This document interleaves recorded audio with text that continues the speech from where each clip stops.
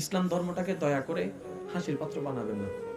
ইসলাম এমন একটা ধর্ম, আপনি যদি এটাকে একটু বোঝার চেষ্টা করেন, যে কোনো জায়গায় গিয়ে, আমেরিকায় যাচ্ছেন না, আপনি বলতেছেন আমেরিকায় গেলে ওয়েস্টার্ন কাপড় পরতে হবে, এখানে একটু ফাড়া ফাড়া থাকতে হবে, তারপর এখানে একটু এরকম এরকম থাকতে হবে।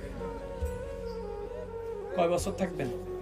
যত বছর স্টাইল, তারপরে নতুন স্টাইল যেটা সেটাই। প্রত্যেক বছরই কি আপনাদের স্টাইল চেঞ্জ হয়? হ্যাঁ, একটা সময় যখন ছোট ছিলাম, নানার বাড়িতে যাওয়ার সময় আমারে দেখছি এমনি করে সীতা কাটছে।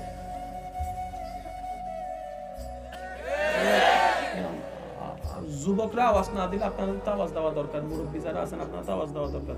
আমাদের নানার বাড়িতে যাওয়ার সময় আম্মা সীতা কাটাই দিত এক সাইড থেকে, তেল দিত এতগুলা, আওয়াজ দাও না কা, এতগুলা তেল দিত। তারপর ওই তিব্বত গামাজি পাউডার একটা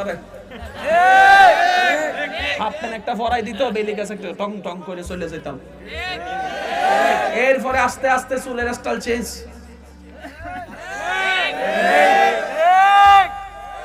এরপরে আস্তে আস্তে আস্তে আস্তে এরপরে আস্তে আস্তে আস্তে এদিকে আছে, এদিকে আবার এরপর আস্তে আস্তে কি তাই আমরা জানি না। কিন্তু 1450 বছর আগে ইসলামে 3টা চুলের স্টাইল দিয়েছে, এখনো পর্যন্ত সেটা আছে, পরিবর্তন দরকার হয় না। আল্লাহু আকবার। একটু খেয়াল করবেন, একটু খেয়াল করবেন। ইসলাম জিনিসটা আমরা বেশিরভাগ মানুষ আসলে বোকামি কোন জায়গায় করি জানেন?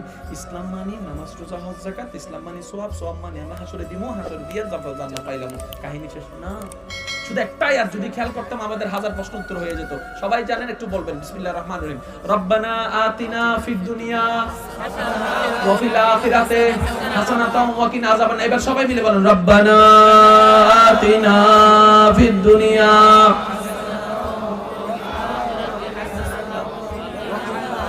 মাশাআল্লাহ, সবাই তো জানেন। এবার দেখেন আল্লাহ এখানে আমাদেরকে দোয়া কিভাবে শিখিয়েছেন। রব্বানা আতিনা, এবার খেয়াল করেন, ফিদ দুনিয়া হাসানাতাও, তারপরে বলছেন ওয়া ফিল আখিরাতি হাসানাতাও। ও আমার বান্দা, যখনই আমার কাছে দোয়া করবা শুধু পরকাল চাও, কারণ দুনিয়াটা আমি আমার জন্য বানাই নাই, তোদের জন্য বানিয়েছি। তোরা না খেলে আমি কে খাবে? তোরা খাবি। আমি সুবহানাল্লাহ। পরকাল চাওয়া মানে দুনিয়া ত্যাগ করা নয়। পরকাল পাওয়া মানে, আল্লাহকে পাওয়া মানে, আল্লাহকে খোঁজা মানে বউ ফুলারে ফালাইয়া দৌড়ে চলে যাওয়া নয়। পরকাল অর্জন করা মানে ব্যবসা বাণিজ্য চাকরি ফালাইয়া সবকিছু ফালাইয়া জঙ্গলে চলে যাওয়ার নাম পর আল্লাহকে পাওয়া নয়। ইসলাম মানে দুনিয়ার মধ্যে থেকে পরকালকে সাজানোর নাম ইসলাম। আর একটু জোরে বলেন না ঠিক কি না? আসেন, ইসলামের মধ্যে কয়েকটা জিনিস আছে, নামাজ, রোজা, হজ, যাকাত। ঝগড়া তো অনেক করছি, কখনো কি ভাইবা দেখছি কি রে এই নামাজ রোজা হজ যাকাত এগুলা কি তা? আচ্ছা, আমরা যদি রমজানে না খাইয়া থাকি আল্লাহর কোনো লাভ নাই? সবাই বললাম আমি খুশি হব, লাভ নাই। আমরা যদি রমজানে খাই আল্লাহর কোনো লাভ নাই। আমরা খাইলেও লাভ নাই, না খাইলেও লাভ নাই। আমাদেরকে দিয়ে ওই উপবাস কেন রাখাচ্ছে? নিশ্চয়ই এখানে ভিতরে কিছু একটা কারণ আছে। জোরে বলতে হবে, ভিতরে কিছু একটা কারণ আছে। মজার বিষয় দেখেন, হজ ফরজ, যাকাত ফরজ, নামাজ ফরজ, রোজা ফরজ। হজ ফরজ কিন্তু জীবনে একবার। পয়েন্ট একটু নোট করবেন আপনারা সবাই। হজ ফরজ জীবনে একবার, যাকাত ফরজ বছরে একবার, রোজা ফরজ বছরে একবার, নামাজ ফরজ 6 মাসে প্রতিদিন একবার। কেন? হজও ফরজ, নামাজও ফরজ। হজও আল্লাহর, নামাজও আল্লাহর, রোজাও আল্লাহর, নামাজও আল্লাহর। অন্য সবগুলারে দিলে বছরে একবার, জীবনে একবার। নামাজ এমন কি আছে যেটার কারণে এটা 5 বার দিল? কিছু তো একটা। হজ দেওয়ার সময় আল্লাহ কি করলেন? জিবরাইল, ধরো আমার বান্দাদের জন্য হজের বিধানটা নিয়ে আমার নবীরে দিয়ে আসো, নবীরে বলো সবাইরে জানাই দিতে।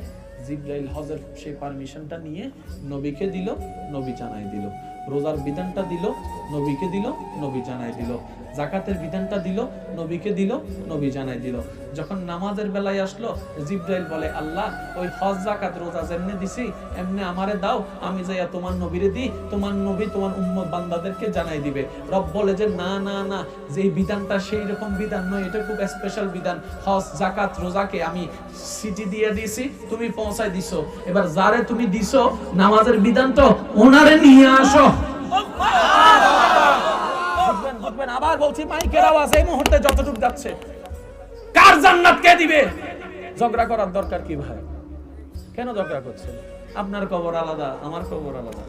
দোয়া করলে মুসলমান ভাই হিসেবে এতটুকু করেন, আল্লাহ আমার ভাইটাকে মাফ করে দাও না, আল্লাহ আমার এই ভাইটাকে মাফ করে দাও না, আল্লাহ এই ভাইটাকে মাফ করো, ওই ভাইকে মাফ করো। আল্লাহ তাআলা দুনিয়া থেকে চলে গেছে, তাদেরকে ক্ষমা করে জান্নাত দাও, জান্নাত দাও, জান্নাত দাও, জান্নাত দাও, জান্নাত দাও, জান্নাত দাও। বললে এইভাবে বলেন না, আল্লাহ আমার দুশমনকে জান্নাত দাও, আল্লাহ আমার শত্রুকে জান্নাত দাও, আল্লাহ আমার চাচাকে জান্নাত দাও, আমার জেঠাকে জান্নাত দাও, আমার কাকাকে জান্নাত দাও, আমার মামাকে জান্নাত দাও, আমার এলাকাবাসীকে জান্নাত দাও। আল্লাহ পাক বলবে কি রে, সবার জন্য সে জান্নাত খুঁজে, নিজের জন্য খুঁজে না, ব্যাপারটা কি? তা ফেরেশতা বলবে আল্লাহ এই বান্দা একটু চালাক হয়েছে, কারণ সে বুঝতে পেরেছে তুমি তার উপরে দয়া করো যে অন্যের উপর দয়া করে। সুবহানাল্লাহ। তুমি তাকে ক্ষমা করো যে তোমার দিকে তাকাই অন্যকে মাফ করে, সে তুমি তার উপরে কল্যাণ করো যে তোমার দিকে তাকাই অন্যের কল্যাণ কামনা করে, সেজন্য সে তোমার সবার জন্য দোয়া করছে। রব বলে যে তুই আমার বান্দাদের জন্য দোয়া করছিস, তা আমি মালিক কি পারি না জান্নাতীরে জাহান্নামী, জাহান্নামীরে জান্নাতি বানাইতে? আল্লাহ তুমি পারো, যা, তারারও দিলাম তোরও দিলাম। বিষয়টা তো এইভাবে, বিষয়টা তো এটা নয় আল্লাহ তারে দিও না, তাহলে আপনারাও দিত না।